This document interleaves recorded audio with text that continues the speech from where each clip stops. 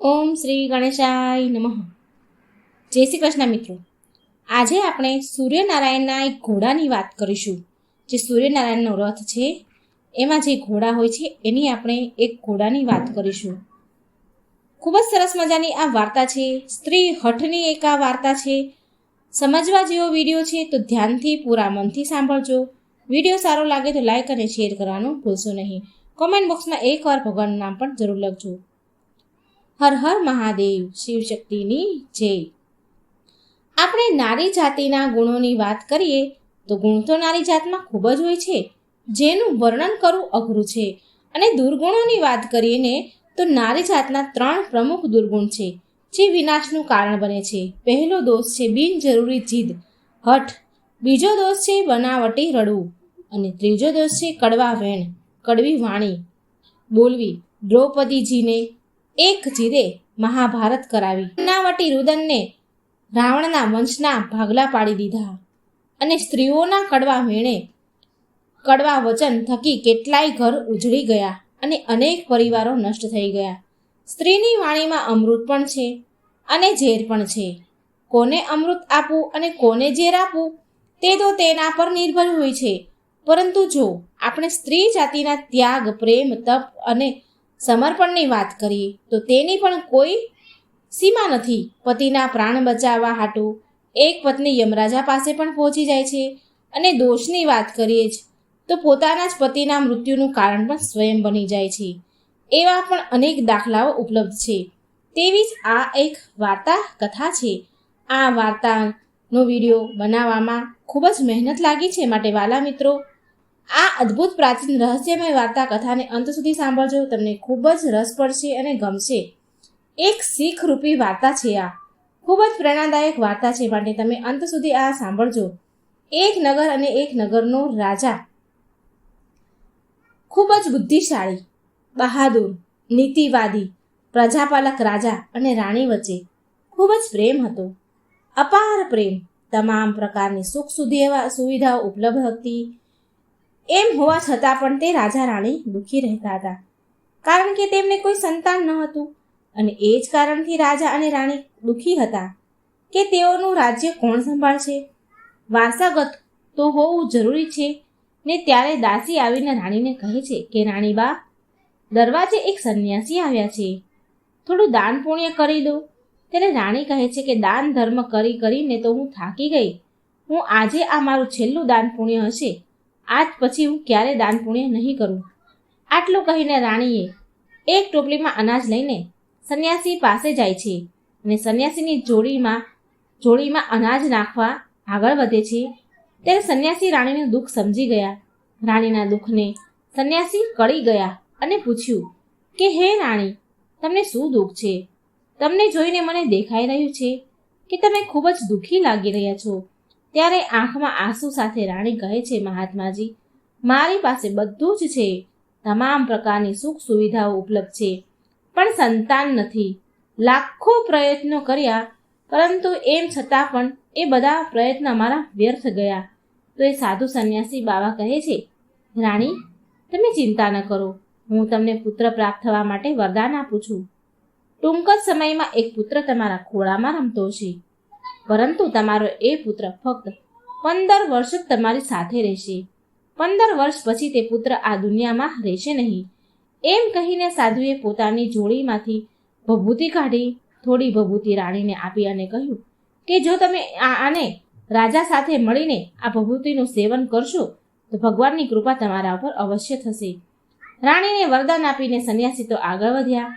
રાણીએ વિચાર કર્યો કે જો 15 વર્ષ માટે જ પુત્રનું સુખ મળશે તો પણ કમસે કમ સમાજના લોકોના મેણા ટોણા તો નહીં સાંભળવા પડે.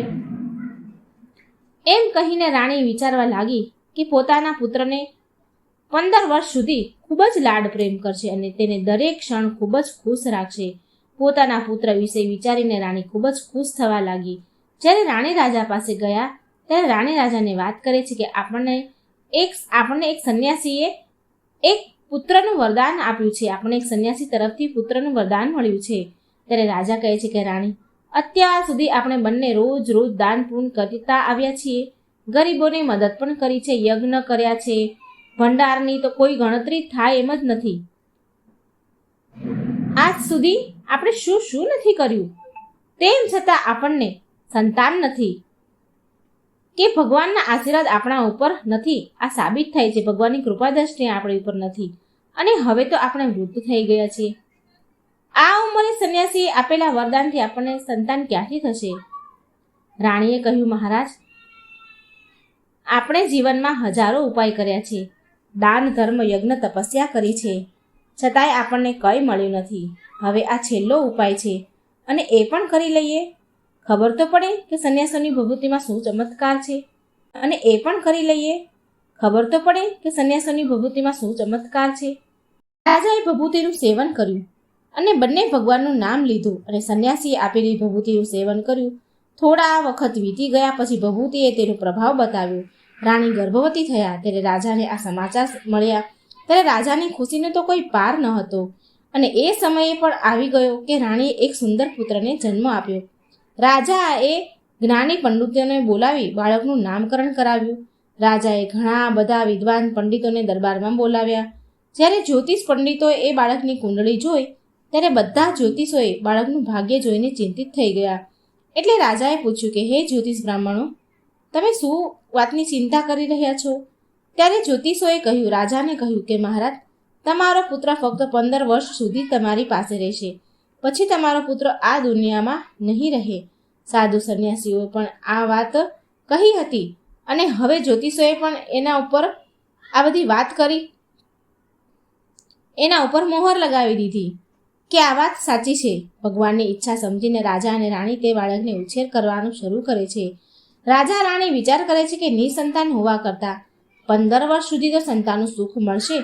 એ પણ ખૂબ જ સારું. રાજ પરિવારમાં ઉછરીને બાળક મોટો થવા લાગ્યો. ધીમે ધીમે બાળક 5 વર્ષનો થયો. પછી રાજાએ રાજકુંવરને એક વિદ્વાન આચાર્ય પાસેથી શિક્ષા આપવાનું ચાલુ કર્યું અને તેને વેદ અને શાસ્ત્રોનો અભ્યાસ કરાવ્યો. હવે ધીરે ધીરે રાજકુમાર 12 વર્ષનો થઈ જાય છે અને તે જ સમયે રાજાને એક સારી રાજકુમારી મળી ગઈ. તો રાજકુમારના વિવાહ એ રાજકુમારી સાથે કરાવી દીધા. ત્યાં સુધી રાજકુમાર 14 વર્ષનો થઈ જાય છે. પછી એક દિવસ રાજકુમારે તેના પિતાને કહ્યું કે પિતાજી, મારે આપણા સમગ્ર રાજ્યમાં ફરવું છે. આજ સુધી હું આપણા મહેલની બહાર નથી નીકળ્યો. પુત્રની વાત સાંભળીને રાજા ચિંતામાં પડી ગયા, કારણ કે રાજકુમારનું 14મું વર્ષ શરૂ થયું હતું. હવે કોઈ મોટી દુર્ઘટનાનો, કોઈ અનહોની ઘટના ઘટવાનો ભય હતો. એટલે રાજાએ તેમના ચહેરા પર બનાવટી હાસ્ય સાથે પુત્રને કહ્યું, હા પુત્ર, તારે બહાર જવું જોઈએ.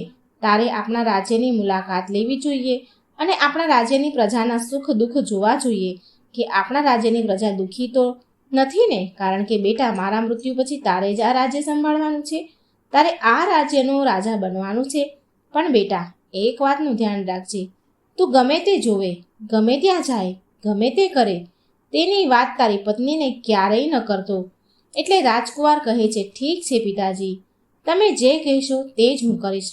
રાજકુંવર આખો દિવસ તેની પત્ની સાથે વાતો કરતો, તેની સાથે હસી ખુશીની ક્ષણો વિતાવતો અને રાત્રે બરાબર 12 વાગે એટલે પલંગમાંથી ઉઠીને મહેલની બહાર જાય અને સવાર થતાં પહેલાં આવી જાય અને રાજકુમાર તેના પલંગ પર પાછો સૂઈ જાય છે. તેની પત્ની જાગે છે, જુએ છે તો પલંગ ઉપર રાજકુમાર નથી. એ વિચાર કરે છે કે તેનો પતિદેવ પથારીમાં તો નથી ને, પછી ક્યાં ગયા હશે? પથારીમાં તો છે નહીં, હવે ક્યાં હશે? તે આખા રાજમહેલમાં તપાસ કરે છે, પરંતુ એ રાજકુમાર, તેનો પતિ મળતા નથી. તે ખૂબ જ દુઃખી, હેરાન થઈ જાય છે. આવું બીજી રાત્રે, ત્રીજી રાત્રે, ચોથી રાત્રે આ સિલસિલો ચાલુ જ રહ્યો અને રાજકુમાર રાત્રે 12 વાગે મહેલની બહાર નીકળી જાય અને સવાર થાય ત્યાં એ પહેલાં આવીને પોતાના પલંગ પર સૂઈ જાય. રાજકુંવરની પત્ની વિચારે કે મારા પતિ કોને મળવા જતા હશે, ક્યાં જતા હશે? એના પતિને પૂછવાની એની હિંમત ચાલતી ન હતી. રાજકુમારની પત્ની ખૂબ જ ચિંતામાં પડી ગઈ. એ આખરે મારા પતિ રોજ રાતે કોને મળવા જતા હશે? આવા અનેક પ્રકારના વિચારો રાજકુમારીના મનમાં ચાલી રહ્યા હતા. સાસુ સસરાને કહેવાનું મન તો થયું, પણ કુળની લાજ મર્યાદા વચ્ચે આવતી હતી. એટલે રાજકુમારીની પત્ની આ બાબતે ખૂબ જ વિચારી કરી રહી હતી અને ચિંતામાં રહેવા લાગી. એટલે બધા ચિંતિત રહેવા લાગી. એટલી બધી ચિંતામાં રહેવા લાગી કે કંઈ પણ ખાવા પીવાનું એને મન થતું નહીં. ધીરે ધીરે રાજકુમારે શરીરથી સુકાઈ ગઈ, દુબળી પડી ગઈ, કારણ કે રાજકુમારી તેના પતિની ચિંતા કરતી હતી અને એક સ્ત્રી માટે પોતાના પતિથી મોટી કોઈ ચિંતા નથી હોતી. તે રાજ્યમાં એક વૃદ્ધ માલણ ફૂલ વાળી રહેતી હતી. તે હંમેશા નાની રાણીને જાત જાતના ફૂલ આપવા આવતી હતી. એક દિવસ વૃદ્ધ માલણ ફૂલ આપવા મહેલમાં આવી તો એ વૃદ્ધ મહિલાનું ધ્યાન નાની રાણી પર પડે છે. તો તે નાની રાણીને પૂછે છે કે રાજકુમારીને પૂછે છે કે તમને શું દુઃખ છે? નાના રાણીબા, તમે આટલા દુબળા કેમ છો? કેમ દુબળા પડી ગયા છો? દિવસે ને દિવસે તમારું શરીર સુકાઈ રહ્યું છે. ત્યારે રાજકુમારીએ નાની રાણીએ દિલ ખોલીને બધી જ વાત એ માલણને કહી કે હે વ્રજ માતાજી, હું તમને શું કહું? રોજ રાતે મારા પતિ રાજકુમાર પલંગમાંથી ઉઠીને ક્યાંક જાય છે અને સવારે પાછા આવી જાય છે, સૂઈ જાય છે પલંગમાં. આ કારણે હું ખૂબ દુઃખી છું. મને મનથી ખૂબ જ તકલીફ થાય છે. આ કારણે તો મેં મારો આહાર પણ હવે બંધ કરી દીધો છે. હું પાણી સિવાય કંઈ પણ નથી લેતી, એટલે હું આટલી સુકાઈ રહી છું. રાજકુમારની વાત સાંભળી પછી માલણ રાજકુમારીને કહે છે, ઉપાય બતાવે છે કે દીકરી, તું જે કહું તેમ કર, હું કહું એમ કર. આખી રાત ઊંઘતી નહીં, તું આખી રાત જાગતી રહેજે અને જ્યારે રાજકુમાર ક્યાંક જવા રવાના થાય ત્યારે તું રાજકુમારનો પીછો કરજે કે તે ક્યાં જાય છે અને શું કરે છે, કોને મળે છે. તો એ રાજકુમારીએ નાની રાણી જે હતી એ કહે છે કે માતાજી, મને ઊંઘ આવી ગઈ. તો એ માલણ કહે છે કે તારે જાગવું તો પડશે અને તને ઊંઘ ના આવે એના માટે તું તારા હાથની આંગળી પર ઘા કરી દે અને એમાં થોડું મીઠું ભરી દે. મીઠું તને ખૂબ પીડા આપશે ને તે દર્દના લીધે તને આખી રાત નીંદર નહીં આવે. નાની રાણી કહે છે, ઠીક છે માતાજી, હું આવું જ કરીશ.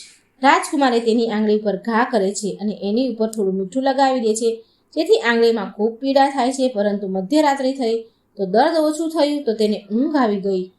ફરી નાની રાણી સૂઈ ગઈ. બીજા દિવસે માલણ ફરીથી ફૂલ લઈને આવી રાજકુમારીના મહેલમાં આવે છે અને પૂછે છે કે બેટી, શું તારા પતિ ઉપર તે નજર રાખી શકી?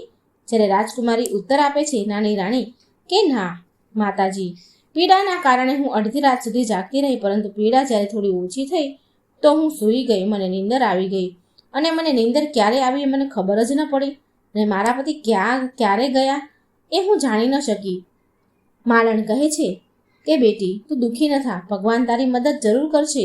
તો આજ રાત્રે તારા હાથ પર ઘાને વધુ મોટો કર અને તેમાં મીઠું વધારે ભરી દે.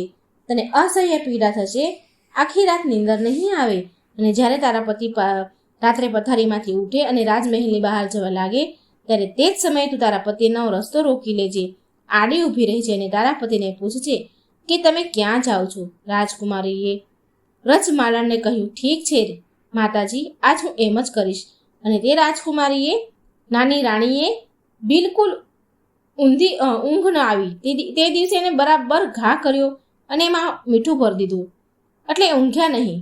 જ્યારે મધરાત્રિ થઈ ને રાજકુમાર ઉઠીને મહેલની બહાર જાય છે કે તેની પત્ની દોડતી આવે છે અને તેનો રસ્તો રોકી લે છે. પૂછે છે, તમે ક્યાં જાઓ છો? તમે આમ અડધી રાત્રે રોજ કોને મળવા જાઓ છો? આજે તમારે મને આ વાત તો જણાવવી જ પડશે. રાજકુમાર કહે છે કે પ્રિય, જો હું આ રહસ્ય તને કહી દઈશ તો હું તને ફરીથી જોવા નહીં મળું. નહીં તો એ નાની રાણી રાજકુમારને કહે છે કે કંઈ વાંધો નહીં, પરંતુ તમે મધ્યરાત્રિએ ક્યાં જાઓ છો તે સત્ય તો તમારે મને જણાવવું જ પડશે. રાજકુમાર એની પત્નીને ખૂબ જ સમજાવે છે, પરંતુ રાજકુમારીની પત્ની માનતી નથી, જીદ કરે છે, હઠ કરે છે અને છેવટે રાજકુમારને એની જીદ આગળ ઝૂકવું જ પડે છે. એ રહસ્ય રાજ ઉજાગર કરવા લાચાર બની ગયા. બીજી તરફ રાજકુમારનું 14મું વર્ષ પૂર્ણ થવા આવ્યું હતું અને તેનું 15મું વર્ષ શરૂ થવાનું હતું. રાજકુમાર મનમાં વિચારવા લાગ્યા કે હવે ભગવાનની કૃપાથી જે થવાનું છે તે થવા દો. આમ વિચાર કરીને તે રાજકુમાર મંત્રો ઉચ્ચાર કરે છે. મંત્ર જાપ કરીને પોતાની પત્નીના બંને હાથમાં કેટલાક અનાજના દાણા મૂક્યા અને કહ્યું કે પ્રિય, તારી આ બંને મુઠ્ઠીમાં અનાજના દાણા છે. પહેલાં તારે જમણા હાથની મુઠ્ઠીના દાણા મારી ઉપર ફેંકવાના છે, પછી તને ખબર પડશે કે હું કોણ છું અને બરાબર તે જ સમયે તારે મારી ઉપર ડાબી હાથના મુઠ્ઠીના દાણા ફેંકવાના છે. જો તું ડાબા હાથની મુઠ્ઠીના દાણા મારી ઉપર ફેંકવાનું ભૂલી ગઈ તો હું તને ક્યારેય મળીશ નહીં. આટલું કહ્યા પછી રાજકુમારી પહેલા તેની જમણી મુઠ્ઠીના દાણા રાજકુમાર ઉપર ફેંકે છે અને શું જુએ છે કે રાજકુમાર અચાનક એક ખૂબ જ સુંદર સફેદ ઘોડામાં પરિવર્તિત થઈ જાય છે અને થોડી જ વારમાં એ ઘોડો ઝડપથી દોડવા લાગે છે. રાજકુમારી તે ઘોડાને ધ્યાનથી જોવા લાગી અને તે ભૂલી જાય છે કે તેને ડાબા હાથની મુઠ્ઠીના દાણા રાજકુમાર ઉપર ફેંકવાના હતા. રાજકુમારી તો ભૂલી જ ગઈ, તે તો ઘોડાને જોવામાં જ વ્યસ્ત થઈ ગઈ. ત્યાં સુધીમાં તો ઘોડો મહેલની ચારેય કોણ આંટો મારી દીધો અને ત્યાંથી પછી નીકળી ગયો અને અચાનક તેની નજર સામેથી ઘોડો અદૃશ્ય થઈ ગયો. પછી રાજકુમારી ઘોડાને પાછા ફરવાની રાહ જુએ છે, પરંતુ રાજકુમાર તો ઘોડામાં પરિવર્તિત થઈ ગયા અને જતા રહે છે અને પાછો આવતો નથી. હવે રાજકુમારી તેના કરેલા પર ખૂબ જ પસ્તાય છે, પોતાની જાતને કોસે છે, પરંતુ હવે તેની જાતને કોસવાથી કોઈ લાભ થવાનો હતો નહીં. સવાર પણ થઈ, રાજકુમાર પાછો આવ્યો નહીં. રાજકુમારીએ આ ઘટના તેના સાસુ સસરા એટલે કે રાજા રાણીને કહી જણાવી. આ સાંભળી એમના ઉપર તો જાણે આભ તૂટી પડ્યું. તેઓ ખૂબ દુઃખી થઈ ગયા. રાજા સાહેબ તો સમજી ગયા કે જે વાતનો મને ભય હતો તે ઘટના તો ઘટી જ ગઈ. રાજા સાહેબ ઈચ્છવા છતાં પણ કંઈ કરી શક્યા નહીં અને ધીમે ધીમે ખાટલા વશ થઈ ગયા અને રાહ જોતા રહેતા કે કોઈ ના કોઈ દિવસ તો મારો રાજકુમાર પાછો ફરશે જ ને. રાહ જોતા જોતા 3 મહિના વીતી ગયા, પણ રાજકુમાર પાછો આવ્યો નહીં. રાજાએ પોતાના સૈનિકોને મોકલી આખા રાજ્યના શહેર અને ગામડાઓમાં શોધખોળ કરાવી, પણ ક્યાંય રાજકુમારની ભાળ મળી નહીં. બીજી તરફ રાજકુમારી પણ તેના મનથી ખૂબ જ દુઃખી હતી કે તેની નકામી જીદના કારણે આ દિવસ જોવાનો વખત આવ્યો. તેણીએ પ્રતિજ્ઞા લીધી કે તેના મનથી દ્રઢ નિર્ણય લીધો કે તેના પતિને પાછો લાવવા માટે કંઈ પણ કરવા તૈયાર છે અને એક દિવસ તે ચોક્કસપણે તેને ઘરે પાછો લાવશે. હવે રાજકુમારી રાણી સવારે ઉઠીને તેના સાસુ અને સસરા પાસે જાય છે અને તેના સાસુ અને સસરા રાજા અને રાણીને કહે છે કે તે રાજ્યની બહાર જઈ રહી છે તેના પતિની શોધખોળ કરવા માટે. રાજા અને રાણીએ પણ એમના પુત્રને પાછો મેળવવાની અનુમતિ આપી અને કહ્યું, બેટા, તારી ઈચ્છા હોય ત્યાં જા, તારે જે કરવું હોય તે કર, તને પૂરી છૂટ છે. અમારા આશીર્વાદ તારી સાથે છે, પણ તું અમારા પુત્રને ઘરે પાછો લાવજે. પછી રાજકુમારી એક સામાન્ય સ્ત્રીનો વેશ ધારણ કરે છે અને તેના કેટલાક નોકર ચાકરો કેટલીક આવશ્યકતી ખાદ્ય સામગ્રી ચીજ વસ્તુઓ સાથે લઈ તેના પતિની શોધમાં નીકળી પડે છે. ચાલતા ચાલતા બંને રાજ્યનું સીમાડું આવે છે અને બંને રાજ્યના સીમાડા ઉપર ત્યાં સરહદ ઉપર એક ભોજનશાળા ખોલે છે. રાજકુમારી રાજ્યની સરહદ પર આવતા જતા મુસાફરોને મફતમાં ભોજન કરાવતી અને તેના ભોજનાલયમાં ભોજન કરવા આવતા લોકોની સામે ભોજન આપતા પહેલા એક શરત મૂકતી હતી કે તેમના જીવનમાં કંઈક અજુગતું, કંઈક અપ્રિય ઘટના ઘટી હોય તો તે મને જણાવો અને પછી જ ભોજન કરો. હવે સેંકડો પ્રવાસીઓ રાજકુમારીની ભોજનશાળામાં ભોજન કરવા આવતા અને તેમના જીવનની બનેલી જે કંઈ સારી કે ખરાબ ઘટના ઘટી હોય તે સંભળાવતા અને ભોજન કરીને પછી તેઓ ચાલ્યા જતા. પરંતુ રાજકુમારીને એના કામની વાત સાંભળવામાં આવતી નથી. તેને ઝંખના રહેતી હતી. આ રીતે ઘણા દિવસો વીતી ગયા. આ દરમિયાન એક બીજી ઘટના ઘટી કે જે વૃદ્ધ માલણ, જે નાની રાજકુમારી રાણી હતી, એને ફૂલ લાવી આપતી હતી, ફૂલ લઈને આવતી હતી એના માટે. તો એક તેને પુત્ર હતો. પુત્ર અને વહુ સવારે કામ કરવા જતા અને સાંજે પાછા આવતા. એમને એક 3 વર્ષનો બાળક પણ હતો. પુત્ર અને વહુ સવારે કામ પર જતા તો તેઓ તેમની પુત્રની સંભાળ રાખવાની જવાબદારી તેમની માતાજીને સોંપતા, કારણ કે વૃદ્ધ માતાજી ઘરે એકલા રહેતા હતા અને તેનો પુત્ર અને વહુ કામ પર જતા અને દરરોજ એ વૃદ્ધ માતાજી તેના પુત્રને ખવડાવે, રમાડે. તે વૃદ્ધ માતાજીને પાન ખાવાની આદત હતી અને એક દિવસ જ્યારે વૃદ્ધ માતાજીએ તેની થેલીમાં હાથ નાખ્યો તો જોયું કે તેની થેલીમાં પાન ન હતું. વૃદ્ધ માતાજીએ, જે માલણ હતા, તે પાન ખાવાની તેને તીવ્ર ઈચ્છા થઈ કે જો હું પાન નહીં ખાઉં તો મારો દિવસ કેવી રીતે પસાર થશે. આમ વિચાર કરી કે મારો પુત્ર અત્યારે રમી રહ્યો છે નાનો, હું નજીકમાં કોઈ દુકાને જઈને પાન લઈ આવું. આમ વિચાર કરીને તે વૃદ્ધ માલણ પાડોશની દુકાનમાં પાન લેવા ગયા ત્યારે વૃદ્ધ માતાજી પાન લેવા ગયા તો પાન લઈને પાછા ફરવામાં એને મોડું થઈ ગયું. સમય થોડો વધારે લાગી ગયો. ત્યાં સુધીમાં તો એ માતાજીનો જે છોકરાનો છોકરો નાનો હતો, પુત્ર વધુ પણ ઘરે આવી ગયા અને તેઓએ જોયું કે તેમનો બાળક ઘરે એકલો રડી રહ્યો છે. પોતાના બાળકને એકલા જોઈને પુત્ર અને વહુને ખૂબ જ ગુસ્સો આવ્યો, કારણ કે એણે એની સાસુને, એ વૃદ્ધ માલણને છોકરાની જવાબદારી સોંપી હતી અને એકલો મૂકીને એ પાન લેવા જતા રહ્યા એ છોકરાને મૂકીને. એટલે એમના છોકરાને અને વહુને બહુ ગુસ્સો આવ્યો. ગુસ્સાથી લાલ પીળા થયા. ત્યાં સુધીમાં તો વૃદ્ધ માતાજી પાન લઈને ઘરે આવ્યા. ત્યારે પુત્રએ પૂછ્યું કે માં, તું આમ એકલા બાળકને મૂકીને ક્યાં ગઈ હતી? માલણ બોલ્યા કે બેટા, તને તો ખબર છે કે મને પાન ખાવાની આદત છે, ટેવ છે મને, તો હું પાડોશની દુકાનમાં પાન લેવા માટે ગઈ હતી. દીકરાએ કડક શબ્દોમાં સૂચના આપી કે માં, આજ પછી તું મારા દીકરાને એકલો મૂકીને ક્યાંય ન જતી. કહે છે, સારું બેટા, ફરી આવી ભૂલ નહીં થાય. બીજા દિવસે વૃદ્ધ માતાજી તે વાત ભૂલી ગયા અને ફરીથી પાન લેવા ગયા. ત્યારે તેનો દીકરોને બહુ કામ પરથી પાછા આવ્યા ત્યારે તેમણે જોયું કે તેનું બાળક ફરીથી એકલો રડી રહ્યું છે.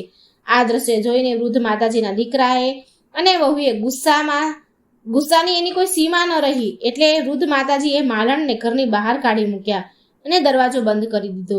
હવે એ વૃદ્ધ માલણ રાત્રે ઘરની બહાર એકલી બેસી રડતી હતી. જ્યારે તેના દીકરા અને વહુએ દરવાજો ન ખોલ્યો ત્યારે અંતે થાકીને વૃદ્ધ માલણ આગળ ચાલવા લાગ્યા. ધીમે ધીમે જંગલ તરફ જઈ રહ્યા હતા. પછી એણે એ વૃદ્ધ માલણે જોયું કે એક વિશાળ ગાય સામેથી આવી રહી છે. ગાયને જોઈને વૃદ્ધ માતાજીએ વિચાર કર્યો કે જો હું આ ગાયની પાછળ ચાલું તો આ ગાય મને કોઈ ગામમાં લઈ જશે. આમ વિચાર કરીને વૃદ્ધ માતાજી ગાયની પાછળ ચાલવા લાગ્યા. ધીમી ગતિએ આગળ વધી રહી હતી ગાય, અને થોડે દૂર ગયા પછી એક મોટો પથ્થર આવ્યો. ગાયે એ પથ્થરને પાસે આવી અને થોભી ગઈ. તેના શિંગડા વડે તે પથ્થરને હટાવ્યો ગાયે કે તરત જ પાતાળ લોકનો રસ્તો ખુલ્યો. ગાય પાતાળ લોકમાં જવાનો માર્ગ જવા લાગી અને વૃદ્ધ માતાજી તે માલણ પોતાની આંખોથી આ દ્રશ્ય જોઈ રહ્યા હતા. વૃદ્ધ માલણે આ પાછળ ગાયની પૂંછડી પકડી લીધી અને તે ગાયની સાથે ચાલવા લાગ્યા. આગળ જતા તે માલણ ગાયની પૂંછડી છોડી દીધી અને વૃદ્ધ માતાજી આશ્ચર્યચકિત થઈને જુએ છે નજારા જોઈને તેની આંખો ફાટી ગઈ. દરેક જગ્યાએ ઘણા બધા દીપક પ્રગટી રહ્યા હતા. મોટા મોટા દીપક ઝગમગી રહ્યા હતા અને તેમાંથી વિવિધ પ્રકારના પ્રકાશ નીકળી રહ્યા હતા. એક અદ્ભુત ઘટના ઘટે છે અને તે જ સમયે એક અદ્રશ્ય વ્યક્તિ આવે છે અને તે ગાયને સાંકળથી બાંધે છે અને દૂધ દોવા લાગે છે. આ દ્રશ્ય જોઈને વૃદ્ધ માલણ ખૂબ જ ડરી ગયા. મનમાં વિચાર કરે છે કે આજે હું ક્યાં અટવાઈ ગઈ. વૃદ્ધ માતાજી સંતાવા માટે એને કોઈ જગ્યા શોધે છે અને કોઈ ખૂણો શોધી અને સંતાઈ જાય છે. થોડી વાર પછી જુએ છે કે એક સુંદર ભૂરો ઘોડો આવે છે અને એક નાના કુંડામાં એ કૂદકો મારે છે કે એ કુંડામાં પડ્યા પછી અચાનક એ ઘોડા પોતાનું રૂપ બદલે છે. ઘોડામાંથી એક સ્વરૂપ ભગવાન રાજકુમારનું રૂપ ધરે છે, ભગવાન જેવું રૂપ ધરે છે. પછી સારું રજવાડી પોશાક પહેરે છે. થોડા અંતરે એક પલંગ બનાવવામાં આવ્યો હતો. રાજકુમાર એ પલંગ ઉપર જઈને બેસી જાય છે ત્યારે અચાનક તેની સામે એક સુંદર ભોજનનો થાળ આવે છે. રાજકુમાર તે જ પલંગ પર બેસીને ભોજન કરે છે. ત્યાં રાજકુમારના રૂમમાં એક પોપટ રહેતો હોય છે. પોપટ આવીને રાજકુમારની સામે બેસી જાય છે. પછી રાજકુમાર પોપટ તરફ જુએ છે અને પૂછે છે કે પોપટ, મારા માતા પિતા પૃથ્વી પર શું કરે છે? ત્યારે પોપટ રાજકુમારને ઉત્તર આપે છે કે રાજકુમાર, પૃથ્વી પર તમારા માતા પિતા આ સમયે ખૂબ જ દુઃખી હાલતમાં છે. તેઓ તેના પુત્રના વિયોગમાં ખૂબ જ દુઃખી છે, રડી રહ્યા છે. પછી રાજકુમાર પૂછે છે કે પોપટ, આ સમયે મારા રાજ્યની સંભાળ કોણ રાખે છે અને મારી પત્ની શું કરે છે?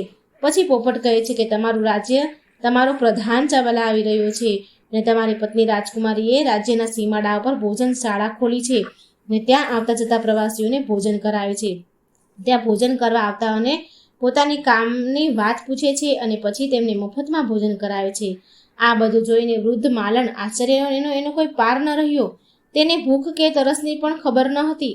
હવે તે શું કરું તે સમજી શકતી ન હતી. આખી રાત આ રીતે પસાર થઈ. સવારે રાજકુમાર ફરીથી ઘોડામાં પરિવર્તિત થઈ ગયા અને ઘોડો ક્યાં ગયો તે વૃદ્ધ માતાજીને ખબર ન પડી. પછી પાતાળ લોકમાંથી બહાર નીકળવા દોડતી ગાય આવી અને એને પછી વૃદ્ધ માતાજીએ વિચાર કર્યો કે હું આ ગાય સાથે પાતાળ લોકમાં આવી છું, તો તેથી હવે મારે આ ગાયની સાથે જ બહાર જવું જોઈએ, નહીં તો ખબર નહીં મારે સાથે શું ઘટના ઘટી શકે છે. પછી એ વૃદ્ધ માલણ તે ગાયની પાછળ દોડી અને ઝડપથી ગાયનું પૂંછડું પકડ્યું અને ગાયની સાથે સાથે પૃથ્વી પર આવી અને તે પાતાળ લોકની બહાર નીકળી જાય છે. પછી પાતાળ લોકનો રસ્તો પથ્થરથી ફરીથી બંધ થઈ ગયો. ગાય તો જંગલ તરફ ગઈ, પણ તે દ્રશ્યો જોઈને તે વૃદ્ધ માલણ ખૂબ જ ગભરાઈ ગયા હતા. તેણે જે કંઈ જોયું હતું તે કોઈને કહેવા માટે કે તે એકદમ બેચેન હતા કે હું કોને કહું. અને એ જ સમયે અચાનક વૃદ્ધ માલણને વિચાર આવ્યો કે રાજકુમારી રાજ્યની સરહદ પર એક ભોજનશાળા ચલાવે છે, માટે આ વાત હું રાજકુમારીને ન કરું તો કોને કરું? આ વાત હું રાજકુમારીને કહીશ. રાજકુમારીને મારી વાત ગમી ગઈ અને તે સમજી ગઈ તો આજથી મારે ખાવા પીવાની ચિંતા નહીં કરવી પડે. એમ વિચારીને એ વૃદ્ધ માલણ રાજકુમારીની ભોજનશાળામાં પહોંચ્યા. ત્યાં ભોજનશાળાના દરવાજા એક ઢોલ રાખવામાં આવ્યો હતો. વૃદ્ધ માતાજીએ જોરથી ઢોલ વગાડવા લાગ્યા અને ઢોલનો અવાજ સાંભળીને રાજકુમારીને વિચાર આવ્યો કે આજે કોઈ મોટી વાત કહેવા આવ્યું છે મને. સૈનિકોને આદેશ આપ્યો કે જાઓ એને તપાસ કરો કે બહાર કોણ આવ્યું છે. સૈનિકો વૃદ્ધ માલણ પાસે પહોંચ્યા અને તેઓ એ વૃદ્ધ માલણનો ઢોલ વગાડતા જુએ છે અને પૂછે છે કે તમે ઢોલ કેમ વગાડો છો? તો વૃદ્ધ માલણ કહે છે કે મેં સાંભળ્યું છે કે અહીં ભોજનશાળામાં ભોજન મફતમાં મળે છે, એટલે હું તમારી પાસે ભોજનશાળામાં ભોજન કરવા માટે આવી છું. તો સૈનિકોએ જવાબ આપ્યો કે માતાજી, તમને ભોજન તો મળશે, પણ એ માટે તમારે કંઈ નવી વાત કરવી પડશે. ત્યારે વૃદ્ધ માલણ કહે છે કે હા બેટા, હું એવી નવી વાત લઈને જ આવી છું જે સાંભળીને તમે દંગ રહી જશો. વૃદ્ધ માલણની વાત સાંભળીને સૈનિકોએ રાજકુમારીને કહ્યું કે વૃદ્ધ માતાજી દરવાજા પર ઊભા છે અને તે કંઈક નવી વાત કહેવા માંગે છે. રાજકુમારે સૈનિકોને આદેશ આપ્યો કે એ વૃદ્ધ માતાજીને અહીં લઈ આવ્યો.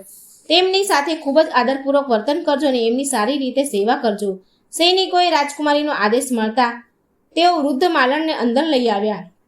એમની ખૂબ જ સેવા કરી અને વૃદ્ધ માલણ આગળ સુંદર વાનગીઓ ભરેલો થાળ મૂક્યો. વૃદ્ધ માલણે ઘણા દિવસો સુધી ભૂખ્યા હતા, એને ભોજન કર્યું ન હતું. જ્યારે સ્વાદિષ્ટ ભોજન જોયું અને ખાવાનું એને શરૂ કર્યું, પછી સૈનિકોએ વૃદ્ધ માતાજીને રાજકુમારી પાસે લઈ ગયા. તો રાજકુમારી વૃદ્ધ માતાજીને જોઈને માલણને ઓળખી ગઈ. રાજકુમારીને જોતા જ વૃદ્ધ માતાજી પણ તેને ઓળખી ગયા અને આશ્ચર્ય સાથે પૂછ્યું કે બેટા, તું અહીં કેવી રીતે આવી? જે રાજકુમારી પૂછે છે કે હે માતાજી, તમે મને કઈ નવી વાત કહેવા માંગતા હતા તે મને જલ્દી કહો, જણાવો. પહેલા તો વૃદ્ધ માતાજીએ એ વૃદ્ધ માલણે વાત રાજકુમારીને કહેવા માંગતી ન હતી, પણ રાજકુમારીએ વારંવાર વિનંતી કરી આગ્રહ કર્યો કે માતાજી, જો તમે એવી કોઈ રહસ્યમય વાત સાંભળી હોય, કોઈ ઘટના જોઈ હોય તો મને ચોક્કસ કહી જણાવો. હું આજીવન તમને રાજમહેલમાં રાખીને તમારી સેવા કરીશ. રાજકુમારીની આ વાત સાંભળીને તે વૃદ્ધ માલણ ખુશ થઈ ગઈ અને રાજકુમારીને બધું જ કહ્યું કે તે જેમણે જોયું હતું. વૃદ્ધ માતાજીની વાત સાંભળીને રાજકુમારીને ખાતરી થઈ ગઈ કે વૃદ્ધ માલણ જે કંઈ જોવે છે એ પુરુષ બીજો કોઈ નહીં પણ તેનો પતિ જ છે. ત્યારે રાજકુમારી વૃદ્ધ માતાજીને કહે છે, હે માતાજી, તમે જે કંઈ જોયું ત્યાં કૃપા કરીને મને લઈ જાઓ. પછી એ વૃદ્ધ માલણ રાજકુમારીને સમજાવતા કહે છે, બેટા, મેં જે ઘટના જોઈ છે તે પાતાળ લોકની ઘટના છે. હું તો કોઈક રીતે ત્યાંથી બહાર આવી ગઈ, પણ જો તું ત્યાં જઈશ તો તારા પ્રાણ જોખમમાં આવી જશે. તારી સાથે કોઈ અધિક ઘટના પણ ઘટી શકે છે. પણ રાજકુમારીને વૃદ્ધ માલણની આ વાત સાંભળવી ન હતી. એને તો બસ જવું જ હતું. એણે આમ વૃદ્ધ માતાજીની વાત સાંભળી નહીં. છેવટે વૃદ્ધ માલણે ત્યાં લઈ જવા માટે એને તૈયાર થઈ ગયા અને કહે છે કે ઠીક છે બેટા, જો તારે ત્યાં જવું જ છે તો હું તને ત્યાં જરૂર લઈ જઈશ, પરંતુ આજે નહીં, કાલે. આજ હું બહુ થાકી છું. તેથી બીજા દિવસે રાજકુમારીએ વૃદ્ધ માલણની હારે તે જ સ્થળ પર પહોંચે છે જ્યાં એક પથ્થર રાખવામાં આવ્યો હતો. થોડી વાર પછી ગાય આવી તેના શિંગડાથી પથ્થર હટાવે છે અને પાતાળલોકનો માર્ગ ખુલી ગયો. તે રસ્તેથી ગાય પાતાળલોકમાં જવા લાગી. રાજકુમારી પણ ગાયનું પૂંછડું પકડી અને પાતાળલોકમાં ગઈ અને સાથે વૃદ્ધ માતાજી પણ ગયા. બંને ખૂણે સંતાઈ અને પાતાળલોકનો નજારો જોવા લાગ્યા. થોડી વાર પછી એક સફેદ ઘોડો આવે છે અને તે ઘોડા એક કુંડમાં પડે છે અને પછી ઘોડામાંથી રાજકુમાર બની જાય છે. બીજા કુંડમાં સ્નાન કરે અને સુંદર વસ્ત્રો પહેરીને પોતાના પલંગ પર આવીને બેસી જાય છે. પલંગ પર બેસીને રાજકુમાર ભોજન કરે છે. અને સૂતા પહેલા રાજકુમાર સૂર્યદેવને આહ્વાન કરે છે, સૂર્યદેવનું સ્મરણ કરે છે. અને તે પછી રાજકુમાર પોપટ સાથે વાત કરે છે અને પોપટને પૂછે છે કે એ પોપટ, પૃથ્વી પર મારા માતા પિતા શું કરી રહ્યા છે? એ દિવસે પોપટ રાજકુમારને કંઈ પણ કહેતો નથી, મૌન રહે છે. પોપટ કંઈ બોલતો નહીં તો રાજકુમારને શંકા થવા લાગે છે કે બધું બરાબર નથી. રાજકુમારે પોપટ સાથે વાત કરવાનું બંધ કરી દીધું અને બીજી તરફ વૃદ્ધ માલણ અને રાજકુમારી આ દ્રશ્ય જોઈ રહ્યા હતા. પછી રાજકુમારીથી ધીરજ ન રહેવાયું નહીં. તે તરત જ દોડતી તેના પતિ પાસે ગઈ અને રાજકુમાર જે પલંગ પર સૂતો હતો, રાજકુમારી તેના પતિના પગને સ્પર્શ કરવા આગળ વધી તો રાજકુમાર તેને જોઈ ગયો અને જોઈને તેની પત્નીને ઓળખી ગયો. તે તરત જ થોડો પાછો હટી ગયો અને બોલ્યો કે નહીં રાજકુમારી, મને સ્પર્શ કરશો નહીં તો મોટો સર્વનાશ થશે. પછી રાજકુમારી થોડી પાછળ હટી અને તે ક્ષણે રાજકુમારી તેના બંને હાથ જોડી અને રાજકુમારને તેની ભૂલ માટે પસ્તાવો વ્યક્ત કરે છે, માફી માંગે છે અને તેની ભૂલ માટે માફી માંગી. રાજકુમારીએ કહ્યું કે પતિનાથ, મારે તમને પૂછવું ન જોઈતું હતું, પણ મેં જીદ કરી તમને મજબૂર કર્યા, એટલે તો હજી સુધી હું સજા ભોગવી રહી છું. આજે હું મારી ભૂલનો પસ્તાવો કરી રહી છું અને મારી ભૂલ હું સ્વીકાર કરું છું. મને ક્ષમા કરો રાજકુમાર, મને મારી ભૂલની સજા મળી ગઈ છે. હવે કૃપા કરી અને આપ મારી સાથે ઘેર આવો. તમારા માતા પિતા તમારા વિરહમાં અડધા થઈ ગયા છે. તમારી ચિંતા કરીને તમારા માતા પિતા હવે ખોરાક અને પાણી લેવાનું પણ બંધ કરી દીધું છે.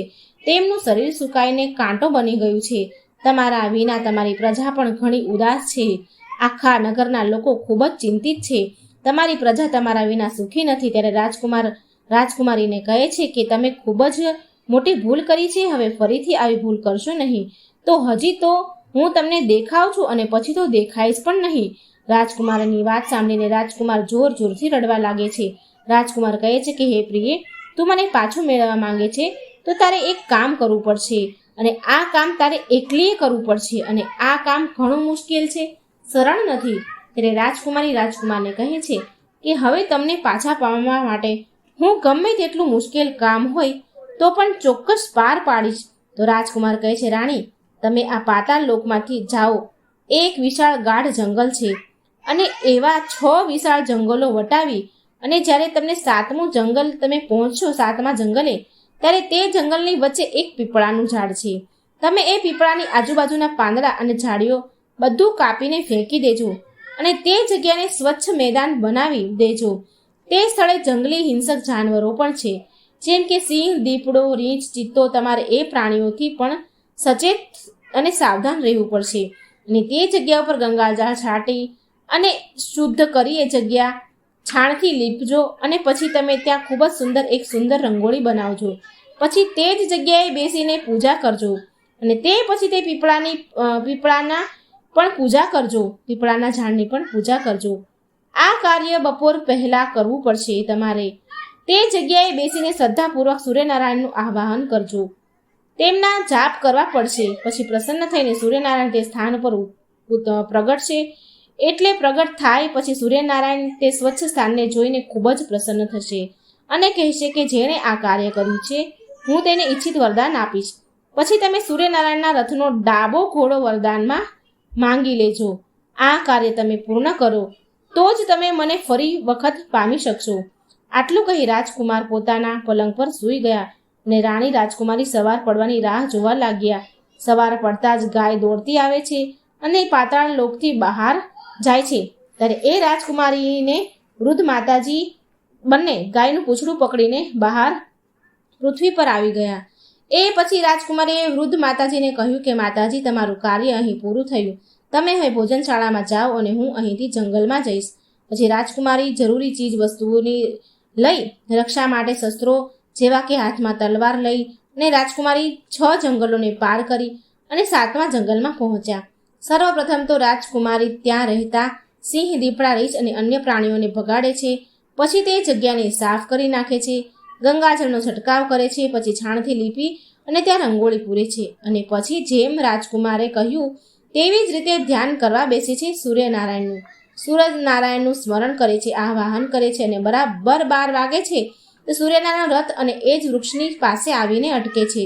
જ્યારે સૂર્યનારાયણ એ રથમાંથી નીચે જુએ તો ત્યાં પવિત્ર વાતાવરણ જોઈને પોતે સૂર્યનારાયણ ખૂબ જ પ્રસન્ન થઈ ગયા અને કહ્યું કે જેણે પણ આ કાર્ય કર્યું છે તેને હું ઈચ્છિત વરદાન આપીશ. સૂર્યનારાયણ નીચે આવ્યા તો રાજકુમારી તેમની સમક્ષ જઈ અને હાથ જોડીને ઊભી રહી અને કહ્યું કે હે પ્રભુ, આ સ્થળને સ્વચ્છ મેદાન મેં કર્યું છે. તો સૂર્યનારાયણ કહે છે કે તારું આ કાર્ય જોઈને હું ખૂબ પ્રસન્ન થયો છું. જે માંગવું હોય તે વરદાન માંગી લે. ત્યારે રાજકુમારીએ માંગણી કરી કે હે સૂર્યદેવ, હે પ્રભુ, મને તમારા રથનો ડાબો ઘોડો આપો. ત્યારે સૂર્યનારાયણ કહે છે કે ના, હું તને બીજું કંઈ પણ આપી શકું છું, પણ મારા રથનો ડાબો ઘોડો હું તને નથી આપી શકતો. મારી પાસે મારા રથ સિવાય બીજા 12 ઘોડા છે. જો તું ઈચ્છે તો તેમાંથી કોઈ પણ ઘોડો માંગી લે, પણ હું આ રથનો ડાબો ઘોડો તને નથી આપી શકતો. તું ભલે મારા રથનો જમણો ઘોડો માંગી લે. પણ સૂર્યદેવના ના પાડવા છતાં પણ રાજકુમારી ડાબો ઘોડો વારંવાર માંગતી રહી અને તે કહેવા માંડી કે હે મહારાજ, હે પ્રભુ, જો તમે મને તમારા રથનો ડાબો ઘોડો નહીં આપો તો હું મારા પ્રાણની આહુતિ આપી દઈશ. રાજકુમારની વાત સાંભળીને સૂર્ય ભગવાન ખૂબ જ મજબૂર થઈ ગયા, કારણ કે સૂર્યદેવ રાજકુમારીને વચન આપ્યું હતું કે આપેલા વચનથી પાછી પાની તો હવે કરી શકાય નહીં.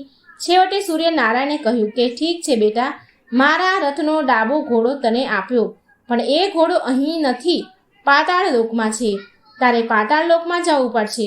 રાજકુમારે કહ્યું કે હે સૂર્યદેવ, હું ક્યાંય પણ જવા તૈયાર છું. પછી સૂર્યદેવ તો વરદાન આપીને અંતર્ધ્યાન થઈ ગયા. રાજકુમારી પછી વૃદ્ધ માલણ પાસે જાય છે અને કહે છે કે આપણે હવે છેલ્લી વખત પાતાળ લોકમાં જવું પડશે. સાંજ પડતા રાજકુમારી અને માલણ એ પથ્થર હટાવે છે અને આવીને ઊભા રહી જાય છે. સાંજ પડે એટલે ગાય આવી.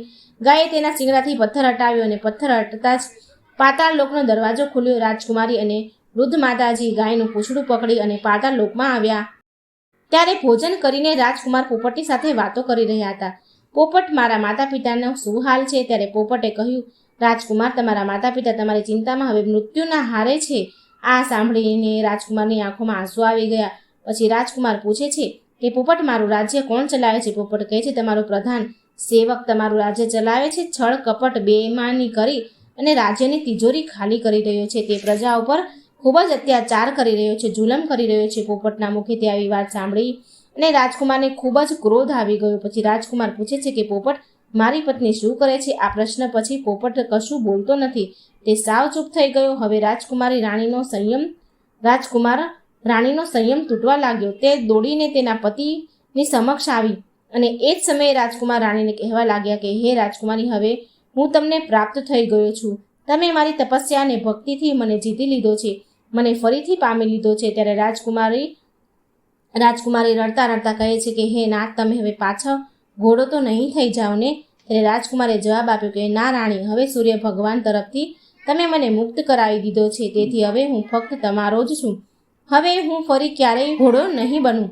રાજકુમારે રાજકુમારીને આગળ કહ્યું કે હે રાજકુમારી, તે મને પામવા માટે આટલા બધા કષ્ટો લીધા છે, તે કેટલાય કષ્ટો સહન કર્યા છે, એટલે તો સૂર્યદેવે મને આ જન્મમાંથી હંમેશા માટે મુક્ત કર્યો છે. રાજકુમારી પ્રેમથી રાજકુમારને ગળે લાગી. જ્યારે સવાર થઈ ત્યારે તે ગાયની સાથે તેની પત્ની અને વૃદ્ધ માલણ સાથે પૃથ્વી પર આવ્યા. પૃથ્વી પર આવતા જ વૃદ્ધ માતાજી અને રાજકુમાર ભોજનશાળાનો બધો સરસામાન ગરીબોમાં વહેંચી દીધું અને તેઓ પોતાના રાજ્યમાં પાછા ફર્યા. રાજકુમારને જોઈને પ્રધાન ખૂબ જ ચિંતિત થઈ ગયો. એણે તો વિચાર કર્યો હતો કે રાજાને કોઈ પુત્ર નથી અને રાજા તો હવે વૃદ્ધ થઈ ગયા છે, માટે હવે આ રાજ્ય તો એનું જ છે. હવે રાજકુમારને તે પ્રધાનને પકડી લે છે, જેલમાં કેદ કરાવી દે છે. તે પ્રધાનને તેણે પોતાના સિંહાસનને સંભાળ્યું અને બધું જ કાર્યભાર પોતાના હાથમાં લઈ લીધો. પછી રાજકુમાર તેમના વૃદ્ધ માતા પિતાને મળવા જાય છે અને જુએ છે કે પોતાના પુત્રના વિરહમાં માતા પિતા સંપૂર્ણપણે સુકાઈ ગયા હતા. રાજા અને રાણીની આંખમાંથી તો આંસુઓની ધારા વહેવા લાગી. તેમની વધતી ઉંમર અને પુત્રના વિરહના કારણે બંને વૃદ્ધ થઈ ગયા હતા અને પુત્રને જોતા તેમના શરીરમાં એક નવી ઉર્જા, એક નવી શક્તિ આવી ગઈ. તેઓ તરત જ તેમના પુત્રને ભેટી પડ્યા. રાજા અને રાણીની અંદર અચાનક જીવ આવી ગયો. થોડા દિવસો પછી તે પથારીમાં ઉઠીને ફરવા લાગ્યા. પછી રાજકુમારના પાછા ફરવાના સમાચાર સમગ્ર રાજ્યમાં ફેલાઈ ગયા અને રાજકુમાર રથ પર બેસી અને તેમની પ્રજાને દર્શન આપે છે અને વચન આપે છે કે હવે પછી તમારી ઉપર કોઈ જુલમ નહીં કરે, કોઈ અત્યાચાર નહીં કરે. મારા માતાજી વૃદ્ધ માતા પિતા અને અક્ષમ થયા તો અમારા દુષ્ટ મંત્રીએ તેમની ઈચ્છા વિરુદ્ધ તમને બંદી બનાવી દીધા હતા. અસક્ષમ હતા મારા માતા પિતા, માટે તમારે આટલું કષ્ટ ઉપાડવું પડ્યું, પણ હવે હું આવી ગયો છું. પછી રાજા અને રાણી પુત્રને બધું રાજપાટ સોંપી અને ભગવાનની ભક્તિમાં લાગી ગયા. ને વૃદ્ધ માતાજી જે માલણ હતા તે રાજકુમારીએ પોતાના વચન અનુસાર રાજમહેલમાં તેને રાખી લીધા અને એમની સેવા કરવાની ખાતરી આપી. બીજી તરફ રાજકુમાર પોતાની પ્રિય રાણી સાથે રાજી ખુશીથી તે પોતાનું જીવન જીવવા લાગે છે. આ વાતનો અર્થ તાત્પર્ય એ છે કે જો સ્ત્રી તેના પતિ પ્રત્યેની સાચી ભક્તિ હોય તો વિધાતાના લેખને પણ બદલી શકે છે. પતિવ્રતા સ્ત્રીઓએ તો બ્રહ્માંડના મોટા મોટા દેવોને પણ તેમના વશમાં કરી લીધા હતા. રાજકુમાર તેની પત્નીને સમજાવે છે કે સ્ત્રીઓમાં આ સૌથી મોટી ખામી છે કે જો તેઓ કંઈક કરવા માટે જીદ કરે છે તો પછી તેઓને ગમે તેટલી મોટી કિંમત કેમ ન ચૂકવવી પડે, પણ તે પોતાની જીદને પૂરી જ કરાવે છે.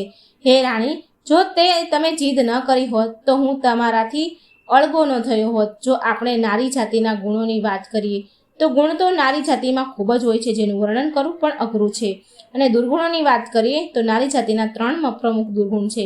વિનાશનું કારણ બને છે. પહેલો દોષ બિનજરૂરી જીદ હઠ, બીજો દોષ બનાવટી રડવું અને ત્રીજો દોષ કડવા વેણ કડવી વાણી. દ્રૌપદીજીની એક જીદે મહાભારત કરાવી દીધું. સુરપંખાના બનાવટી રડવાના કારણે રાવણનો વંશ થયો અને સ્ત્રીઓના કડવા વેણ કડવી વાણી થકી કેટલાય ઘર ઉજળી ગયા અને અનેક પરિવારો નષ્ટ થઈ ગયા. સ્ત્રીની વાણીમાં અમૃત પણ છે અને ઝેર પણ છે. કોને અમૃત આપવું, કોને ઝેર આપવું, એ તો સ્ત્રી પર જ નિર્ભર છે. જો મિત્રો તમને આ વાર્તા ગમી હોય, સૂર્યનારાયણના ડાબા ઘોડાની વાર્તા હતી. રથનો જે ઘોડો હોય એમાં ડાબી બાજુના ઘોડા હોય એની આ વાર્તા હતી. તમને વિડીયો પસંદ આવ્યો હોય તો લાઈક અને શેર કરવાનું ભૂલશો નહીં. જય શ્રી કૃષ્ણ. રાધે રાધે. Thank you.